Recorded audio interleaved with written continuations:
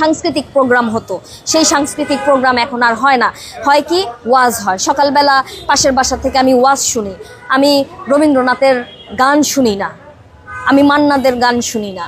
হ্যাঁ, তো এই যে পাড়ায় মহল্লায় মাইক 14 জায়গায় মাইক লাগায়, এই যে জোরে জোরে চিৎকার করে করে ওয়াজ করা হয়, এটা তো শব্দ দূষণ হচ্ছে। তুমি টাকা কামাই করতেছো একদিকে, আর মানুষকে অসুস্থ করে দিচ্ছ। তো আমাদের যে দেশ রবীন্দ্রনাথের, যে দেশ লালনের, যে দেশ নজরুলের, সেই দেশে এরকম উগ্রবাদিত্বতা মানে আমি অন্তত মানতে পারি না। যারা মানে, হ্যাঁ, তারাই এইসব ভাস্কর্য ভাঙচুর করে, মন্দির ভাঙচুর করবে। তো এখন অনেকে বলে যে আপনি শুধু মন্দির নিয়ে কেন বলেন, শুধু ভাস্কর্য নিয়ে কেন বলেন, মূর্তি নিয়ে কেন বলেন। কারণ যে দেশে যে জিনিস নিয়ে বেশি ক্রাইসিস, বেশি নিষেধাজ্ঞা, বিরোধিতা, আমি সেটার পক্ষেই থাকব।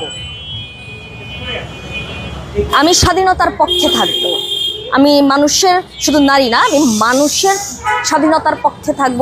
বাংলাদেশটা আসলে লালনের দেশ, রবীন্দ্রনাথের দেশ, নজরুলের দেশ, হাসন রাজার দেশ। হ্যাঁ, এই দেশ থাকবে মুক্ত আকাশের মতো, সবার মন থাকবে।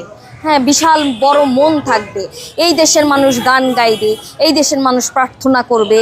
হ্যাঁ, এই দেশের মানুষ নামাজ আদায় করবে, পূজা অর্চনা করবে, সবই করবে। হ্যাঁ, এবং এই যে কালকে নাকি পরশুদিন দেখলাম কলকাতায় মাইক নিষিদ্ধ করা হয়েছে মসজিদে, এবং মন্দিরেও মাইক নিষিদ্ধ করা হয়েছে। তো আমাদের দেশে কিছু উগ্রবাদীরা প্রপাগান্ডা ছড়াচ্ছে যে শুধুমাত্র মসজিদে মাইক নিষিদ্ধ করা হয়েছে। না, শুধুমাত্র মসজিদে না, মন্দিরেও মাইক নিষিদ্ধ করা হয়েছে। মাইকটা অ্যাকচুয়ালি শব্দ দূষণ করে, সেটা আমরা আমাদের দেশেও তাই, ইন্ডিয়াতেও তাই। হ্যাঁ, আগেকার দিনের মানুষ তো মাইক ছাড়া একটা সময়টা ওইভাবেই মেনটেন করে নামাজ পড়তো। তো মাইকটা আসলেই মানে দূষণের কারণ। একটা মানুষের যেমন পূর্ণ নারী হওয়ার স্বাধীনতা আছে, পূর্ণ পুরুষ হওয়ার স্বাধীনতা আছে, পোশাকের স্বাধীনতা আছে। তো আমি স্বাধীনতার পক্ষে, মুক্ত চিন্তার পক্ষে। হ্যাঁ, আমি এবং হ্যাঁ, মুক্ত চিন্তার পক্ষে ঠিকই, কিন্তু মৌলবাদ না।